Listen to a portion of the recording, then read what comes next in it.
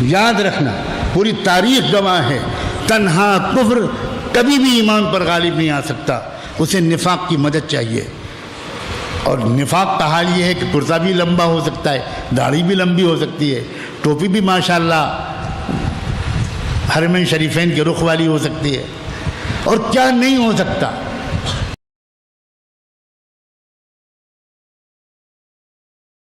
اور پھر فرمایا فبایعہن واستغفر لہن اللہ، اے رسول آپ ان کو بیعت کیا کریں اور ان کے لیے اللہ سے مغفرت کی دعا مانگا کریں۔ واستغفر لہن اللہ ان اللہ غفور الرحیم۔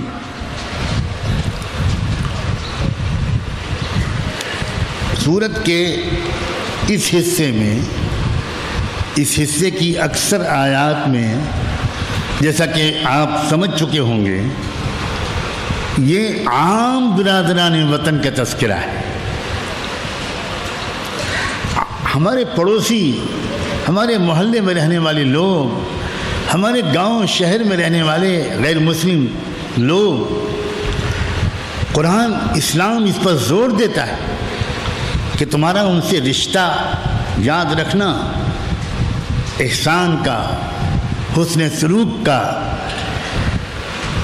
ان کی خدمت کا ہونا چاہیے۔ تم الگ تھلگ بن کر مت رہنا، تم بے تعلق بن کے رہنے کی غلطی مت کرنا، جس کا نقصان تم کو دنیا سے اور آخرت تک پہنچے گا۔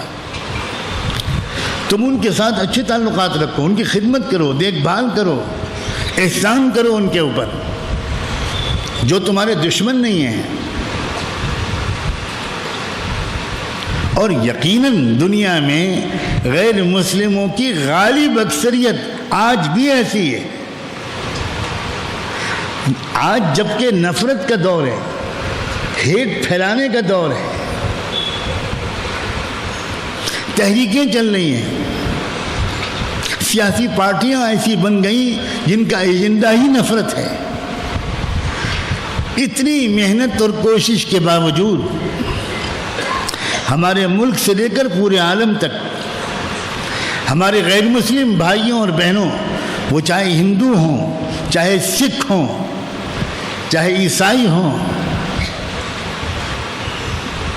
وہ چاہے اس طبقے سے تعلق رکھتے ہوں جس کو ہزاروں سال سے غلام بنا کر رکھا گیا، بنیادی انسانی حقوق سے محروم رکھا گیا، چاہے وہ اس طبقے سے تعلق رکھتے ہوں، چاہے وہ پڑھے لکھے ہوں، چاہے وہ بیچارے بالکل سادہ دل کسان اور مزدور ہوں، ان کی غالب اکثریت آج بھی اسی کیٹیگری میں آتی ہے جس کا تذکرہ اللہ تعالیٰ نے ان الفاظ میں کیا ہے۔ میں پھر دہراتا ہوں، لا ينہاکم اللہ عن الذین لم یقاتلوکم فی الدین ولم یخرجوکم من دیارکم۔ یہی کیٹیگری ہے جو تم سے نہیں لڑتے، جو تم کو تمہارے گھروں اور وطنوں سے، گاؤں سے، بستی سے نکالنے کا کوئی ارادہ نہیں رکھتے۔ میں تو اب اس سے آگے بڑھ کر کہتا ہوں، دور نبوت کے اندر بھی اللہ تعالیٰ نے اس سماج کے اندر چھپے ہوئے ہیروں کو نکالا تھا کہ ابھی ایمان نہیں لائے، ابھی ہیں غیر مسلم، ابھی ہیں اپنے پرانے، ان کو جو اپنے ماں باپ سے آستھائیں ملی، عقیدے ملے، اسی پر وہ قائم ہیں، لیکن ہیں وہ شریف انسان، ہیں وہ انصاف پسند لوگ، ہیں وہ ظلم سے نفرت کرنے والے اور مظلوموں کی حمایت کرنے والے۔ اس دور میں بھی ایسے لوگ کھڑے ہو گئے تھے، اور جب دور بدلتا ہے، جو میں بار بار کہنے کی کوشش کر رہا ہوں کہ ہم اس وقت دور کی تبدیلی کے دروازے پر کھڑے ہیں۔ جب دور بدلتا ہے تو سماج میں چھپے ہوئے ایسے شریف انسان، انصاف پسند لوگ، مظلوموں کا دفاع کرنے والے لوگ، ظالموں کے سامنے ایک دیوار بن کر کھڑے ہونے کی ہمت کرنے والے غیر مسلم، وہ بھی نکل کر سامنے آتے ہیں ہم دیکھ رہے ہیں، اور یہ اللہ تعالیٰ کے تنہا اللہ کے حکم سے ہو رہا ہے کہ پورے سماج کے اندر ہزاروں نہیں لاکھوں کی تعداد میں وہ غیر مسلم، وہ ہندو اور وہ سکھ اور وہ عیسائی اور وہ کمیونسٹ اور وہ اتھیسٹ اور وہ ملحد لوگ، وہ لوگ جو خدا کو نہیں مانتے، کسی مذہب کو نہیں مانتے، وہ لوگ بھی اس وقت ان ظالموں کے خلاف آہنی دیوار بن کر کھڑے ہو گئے ہیں، اور مظلوم مسلمانوں یا دیگر مظلوم طبقات کی مدد کے لیے کھل کر سڑکوں پر آ گئے ہیں۔ ایسے لوگ بہت زیادہ قابل قدر ہوتے ہیں، ایسے لوگ کا دگنا حق ہوتا ہے۔ ایک تو وہ لوگ ہیں کہ نہ تو وہ ظالم کا ساتھ دے رہے ہیں نہ مظلوم کا ساتھ دے رہے ہیں، وہ بھی بہت غنیمت ہیں کہ وہ ظالم کا ساتھ نہیں دے رہے، اور ایسے کروڑوں لوگ ہوتے ہیں، لیکن ایسے بھی چند ہوتے ہیں۔ پہلے چند 100 ہوتے ہوں گے یا چند ہوتے ہوں گے، اب تو چند ہزار اور چند لاکھ نکل کر آ رہے ہیں اور پوری دنیا میں نکل کر آ رہے ہیں۔ لیکن ہم چونکہ میں کون سا لفظ بولوں جس میں سختی اور بے رحمی تو نہ ہو، لیکن جو امت مسلمہ کی موجودہ غفلت ہے، اور خصوصاً اس کے دیندار طبقے کی جو سماج سے الگ ہٹ کر وہ کسی اور دنیا میں رہ رہا ہے، اس کے بارے میں کون سا لفظ بولوں کہ ہم ان بار بار اللہ کی طرف سے دیے ہوئے موقعوں سے فائدہ نہیں اٹھا رہے۔ ہم آگے بڑھ کر ان انصاف پسندوں کو انکریج نہیں کر رہے، ان کی ہمت افزائی نہیں کر رہے، ان کا شکریہ نہیں ادا کر رہے، ان کو کانٹیکٹ نہیں کر رہے، ان کے لیے غائبانہ دعا نہیں کر رہے۔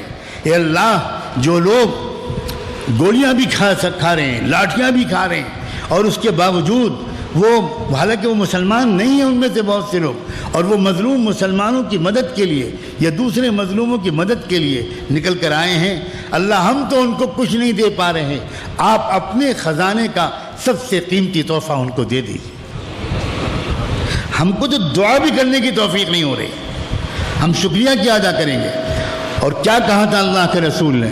فرمایا تھا من لم یشکر الناس لم یشکر اللہ، جو نظر آنے والے انسانوں کے احسانات کا شکر گزار نہیں ہوگا وہ اللہ کا شکر کیا ادا کرے گا؟ اللہ کے تو پردے کے پیچھے سے احسانات کرتا ہے، نہ ہم اللہ کو دیکھ پاتے ہیں، نہ اللہ کے احسان دینے کے طریقے کو دیکھ پاتے ہیں، لیکن جو سامنے کھڑا ہے، جو احسان کرتا ہوا ہم کو دکھائی پڑ رہا ہے، جو یہ تک کہہ رہا ہے کہ تم ہم سے کاغذ مانگو گے، ہم کاغذ نہیں دیں گے، اور ہم اس کاغذ کے اندر ہم اپنا نام مسلمانوں والا لکھوائیں گے۔ غیر مسلم کہہ رہا ہے، ہم کو یہ بھی توفیق نہیں ہوتی کہ ہم ایسوں کا شکریہ ادا کریں، ایسوں کا احسان مانیں، ایسوں کے لیے تنہائیوں میں دعائیں مانگیں، ہم کو یہ بھی احساس نہیں ہوتا۔ یہ ہماری ناقص دینی تربیت کا نتیجہ ہے، میں صاف لفظوں میں کہنا چاہتا ہوں، یہ ہماری ناقص دینی تربیت کا نتیجہ ہے۔ اسی لیے میں قرآن کو لے کر بیٹھا ہوں تاکہ کسی شکی سے شکی شخص کو یہ شک نہ ہو کہ یہ حضرت اپنے ذوق کے مطابق بات کر رہے ہیں۔ ذوق کے مطابق بات کرنے پر خدا کی لعنت ہو۔ بات وہ ہونی چاہیے جو اللہ نے اپنی کتاب میں اتاری ہے، جو رحمت دو عالم صلی اللہ علیہ وآلہ وسلم سکھایا کرتے تھے۔ ایک قسم وہ ہے، اور میں پھر کہہ رہا ہوں اکثریت انہی کی ہے۔ اگر اکثریت ظالموں کی بھی ہو جاتی ہے، اکثریت دین کی وجہ سے لڑائی لڑنے والوں کی بھی ہو جاتی ہے، اگر اکثریت دین کی وجہ سے ملک سے نکالنے والوں کی بھی ہو جاتی ہے، تب بھی اللہ کو پہچاننے والے کے اندر خوف نہیں آ سکتا۔ کون ہے وہ اللہ جس پر ہم ایمان لائیں؟ وہ بھی ایسے ہی معذور قسم کا خدا ہے جو نہ سن پاتے ہیں، نہ دیکھ پاتے ہیں، نہ کچھ کر پاتے ہیں۔ وہ بھی ایسے ہی خدا ہے، وہ جبار و قہار ہے، وہ مالک الملک ہے، سب کچھ اسی کے حکم سے ہوتا ہے، اس کی مرضی کے خلاف پتہ نہیں ہل سکتا۔ وہ طاقت والا ہے، وہ عزیز ذو انتقام ہے۔ ہاں یہ ضرور ہے کہ وہ ظالموں کے ظلم کرنے کے پہلے ہی دن مداخلت نہیں کرتا، وہ کبھی کبھی ڈھیل دیتا ہے۔ لا يحسبن الذين كفروا انما نملي لهم خير انما نملي لهم ليزدادوا اثما۔ اللہ تعالیٰ نے قرآن میں صاف فرمایا، وہ لوگ جو کہ انکار کرنے والے ہیں سچائیوں کا، جب وہ یہ دیکھیں کہ ہم ان کو ڈھیل دے رہے ہیں اور ظلم کرو اور ظلم کرو، ہم ان کو ڈھیل دے رہے ہیں، وہ یہ نہ سمجھیں کہ یہ ہم ان کے ساتھ اچھا سلوک کر رہے ہیں. انما نملی لہم لیزدادوا اثما، ہم تو اس لیے ڈھیل دے رہے ہیں کہ یہ تھوڑا اور ظلم کریں تاکہ ان سب کو تباہ کر دینے کا جواز پیدا ہو. وَأُمْلِي لَهُمْ إِنَّ كَيْدِي مَتِينٌ، ایک جگہ فرمایا اور میں ان کو ڈھیل دیتا ہوں اور ڈھیل دیتا ہوں. ان قیدی متین، میرا جال بہت مضبوط ہے. ان قیدی متین، سمجھو اللہ کے طرز عمل کو، جلد بازی مت کرو. ہماری تمنا نہیں ہے کہ اللہ کا عذاب کسی پر آئے. رب کعبہ کی قسم، رسول اللہ کی رسالت کی قسم، ہرگز ہماری تمنا نہیں ہے کہ کوئی ہلاک ہو. ہم کو ہلاک کرنے والوں کے لیے بھی ہماری تمنا یہ ہے اللہ اب بھی بچا لیجیے، اللہ اب بھی بچا لیجیے. ہم کس کے امتی ہیں؟ ہم اس کے امتی ہیں جس کی ہلاکت کے لیے، جس کے امتی ہیں جس کو ستانے والوں کی ہلاکت کے لیے آسمانوں سے فرشتے آ گئے اور اللہ کی اجازت بھی لے کر آ گئے، لیکن صرف یہ کہہ دیا کہ تم فرشتوں جاؤ اور اس گروہ کو تباہ کر دو، میری طرف سے اجازت ہے، مگر کارروائی شروع کرنے سے پہلے میرے محبوب سے بھی پوچھ لینا.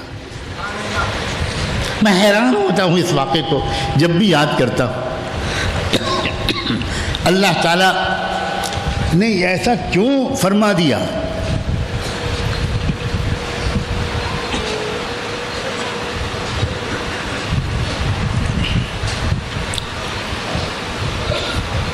کہ عذاب دینے سے پہلے میرے محبوب سے پوچھ لینا. اللہ یہ پیغام دینا چاہتا تھا کہ فرشتوں، تم بہت کچھ جانتے ہو میرے دیے ہوئے علم کی وجہ سے، لیکن یاد رکھنا تم ابھی تک میرے محبوب کے اخلاق کو پہچانے نہیں. تم سمجھتے ہو وہ میرا دلارا محمد خوش ہوگا اپنے دشمنوں کو تڑپتا دیکھ کر؟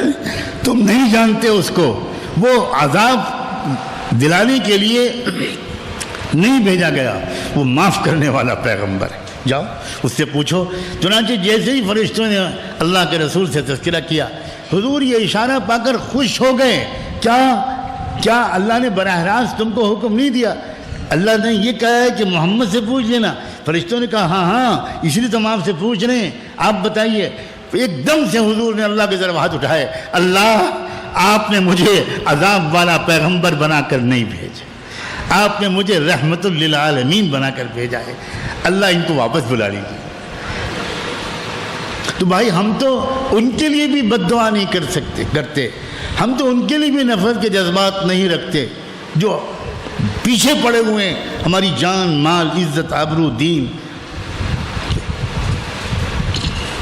لیکن اکثریت تو بہت ہی سادہ دل ہے. اس کے ساتھ تعلقات بڑھانا، اس کی خدمت کرنا،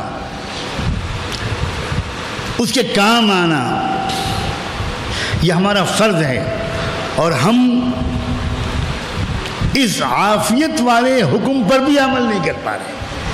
مشقت والے حکم پر تو ہم کیا عمل کرتے، ہم تو عافیت والے حکم پر بھی عمل نہیں کر پا رہے. ہم تو صرف اپنی اور اپنی ذات اور اپنا پیٹ، اپنی شرمگاہ اور زیادہ سے زیادہ اپنی فیملی کی پوجا کر رہے ہیں. ہم نکل کر باہر اپنے تعلقات ہی نہیں قائم کر رہے ہیں. اور تعلقات ہیں موجود، آفیسز میں ہیں، سوسائٹی میں ہیں، بازار میں ہیں، لیکن پڑوس میں ہیں، محلے میں ہیں، اور پھر بھی نہ ہم ان کا نام جانتے نہ وہ ہمارا نام جانتے، نہ ہم سے ان کا کوئی تعلق ہے. یہ غیر اسلامی زندگی ہے، یہ غیر قرآنی زندگی ہے. اللہ کرے کہ آج ہم اپنے جہاں انفرادی گناہوں سے توبہ کریں جن کا نقصان انفرادی طور پر ہم کو پہنچتا ہے، اس بڑے اجتماعی گناہ سے بھی ہم توبہ کریں جس کی سزا ہم بھگت رہے. وَاتَّقُوا فِتْنَةً لَا تُصِيبَنَّ الَّذِينَ ظَلَمُوا مِنْكُمْ خَاصَّةً وَاعْلَمُوا أَنَّ اللَّهَ شَدِيدُ الْعِقَابِ. اب وہ لوگ جو دشمنی کا اعلان کر چکے، جو لڑائی چھیڑ چکے، جو بدترین بدخواہ اور دشمن ہیں، اور کسی قیمت پر ہم کو ایمان پر جینے اور مرنے کے لیے کی اجازت دینے کے لیے تیار نہیں ہے، جو تمام معاہدوں کو توڑ چکے، اعلان جنگ کر رہے ہیں اور کر چکے، کیا قرآن ان کے بارے میں ہمیں کوئی ہدایت نہیں دیتا؟ ہمیں اس کے بارے میں کسی سیاسی لیڈر کی رہنمائی کی ضرورت ہے؟ کسی بھی مسئلے میں قرآن کے علاوہ اگر کسی اور چیز کی طرف رہنمائی لی گئی تو سوائے بھٹکنے کے کچھ ہاتھ نہیں آئے گا۔ اللہ کے رسول نے صاف فرمایا ہے قرآن کی شان کے بیان کرنے میں کہ من ابتغى الهدى بغیرہ اضلہ اللہ، جو بھی کسی مسئلے کا حل یا کسی گتھی کو سلجھانے کے لیے قرآن کے علاوہ کسی اور چیز کی طرف رہنمائی دیکھے گا، تلاش کرے گا رہنمائی، تو اس کو سوائے گمراہی کے کچھ نہیں ملے گا۔ قرآن، اسی لیے میں قرآن لے کر بیٹھا ہوں۔ قرآن مجید میں اس سورہ ممتحنہ کو اللہ نے جہاں سے شروع کیا وہاں سے میں تشریح شروع کرتا ہوں۔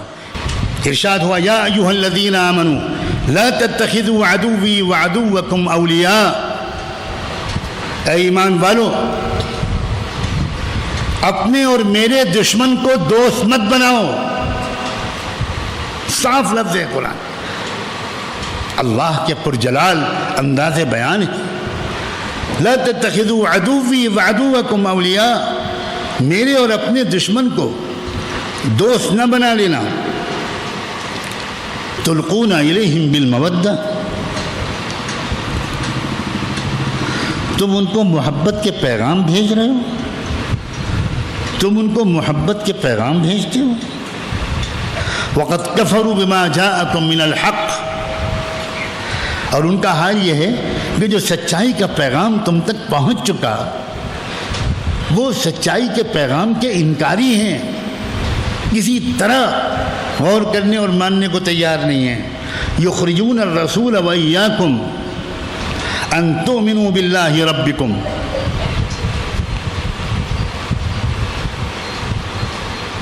ان کا حال یہ ہے کہ تم کو بھی میرے پیارے رسول کو بھی صرف اس وجہ سے کہ وہ اللہ پر ایمان رکھتے ہیں، اس وجہ سے انہوں نے وہ تم کو نکال چکے ہیں مکے سے، تم کو وطن سے نکالا۔ کیا قصور تھا ان کا؟ صرف اس لیے ان تؤمنوا باللہ ربکم کہ تم اپنے رب پر، اللہ پر ایمان لے آئے ہو۔ اس سزا میں انہوں نے تم کو اپنا وطن چھوڑنے پہ مجبور کر دیا۔ یاد رکھنا، اگر تم میرے راستے کے مجاہدات کے لیے نکلے ہو، اپنا وطن چھوڑا ہے تم نے، وابتغاء مرضاتی، اور مجھے راضی کرنے کے لیے تم نے اگر مکہ چھوڑ کر تم مدینے آئے ہو، تو تمہارے لیے یہ بالکل اجازت نہیں ہے کہ تم ان سے محبت کے رابطے قائم کرو، اپنے اور میرے دشمنوں سے۔ تسرون الیہم بالمودہ، چپکے چپکے تم ان سے محبت بھرے رابطے قائم کرو، یہ ایسا لگتا ہے کہ آج آیت اتری ہے۔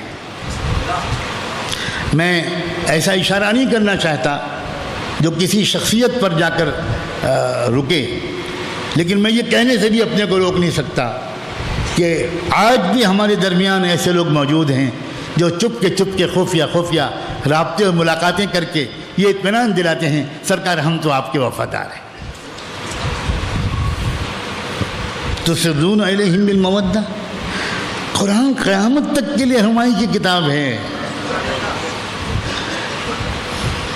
الفاظ کی قرآن ایسے استعمال کرتا ہے اس لیے کہ اللہ علام الغیوب ہے، تو ایسے الفاظ نہیں استعمال کرتا جو اسی دور کے کسی واقعے پر چپک کر رہ جائیں اور کسی اور کو کور نہ کریں۔ یہ اعجاز ہے قرآن کا۔ تسرون الیہم بالمودہ، میرے علم میں ہے کون کون لوگ مل رہے ہیں، میں جانتا ہوں کون کون لوگ مل کر وفاداری کا اظہار کر رہے ہیں۔ کون ہے کہ اذا لقوا الذین آمنوا قالوا انا معکم واذا خلوا الى شیاطینہم قالوا انما نحن مستہزئون۔ واہ قرآن واہ، کہ جب ہم سے ملتے ہیں، ایمان والوں سے ملتے ہیں، تو پھر تو ایسی بات کرتے ہیں۔ کتنے لوگ ہیں جو مسلمانوں کے مجمع میں اتنی زوردار تقریر کرتے ہیں جو لوگ سمجھتے ہیں کہ اس سے بڑھ کر تو صلاح الدین ایوبی بھی نہیں بولتا تھا، لیکن وہی لوگ جب تنہائی میں منتریوں سے ملتے ہیں تو کیا کہتے ہیں وہ بھی مجھے معلوم ہے، کاش کہ مجھے معلوم نہ ہوتا۔ یاد رکھنا، کفر کو غلبہ کبھی نفاق کی مدد کے بغیر نہیں ملا۔ یاد رکھنا، پوری تاریخ گواہ ہے، تنہا کفر کبھی بھی ایمان پر غالب نہیں آ سکتا، اسے نفاق کی مدد چاہیے۔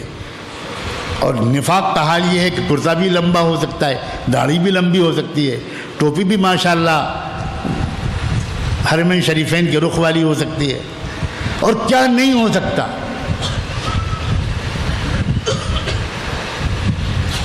فرمایا اعلم بما اخفیتم وبما اعلنتم، اللہ اکبر۔ اللہ تعالیٰ فرماتے ہیں اور میں خوب جانتا ہوں کہ تم کیا کچھ باہر کہتے ہو اور کیا چپکے کرتے ہو۔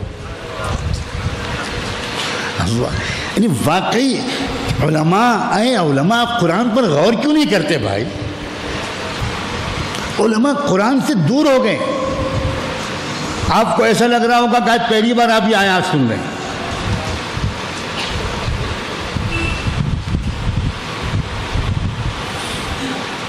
کیا قرآن کی تفسیر یہی ہے کہ مبتدا خبر ہے؟ یہ تفسیر ہے؟ آپ نے جلالین پڑھ لی، آپ ماشاءاللہ امام راضی بن گئے۔ یہ کس نے کہا ہے کہ جلالین تفسیر کی کتاب ہے؟ مجھے اس کا نام بتاؤ۔ ارے بابا، یہ ابتدائی طور پر حل عبادت کی کتاب ہے وہ، اور آپ فرما رہے آپ تفسیر کیا پڑھتے ہیں؟ جلالین پڑھتا ہوں۔ اللہ تعالیٰ جلدی سے آپ کے بچوں کا کوئی اور سرپرست پیدا کر دے۔ اتنی اچھی دعا دے رہا ہوں پھر بھی آپ نہیں کہہ رہے۔ آج آپ لوگ بہت سمجھداری کی قسم کھا کے آئے، میرے پھینکے ہوئے کسی جال میں نہیں پھنس رہے۔ بدقسمت ہوں۔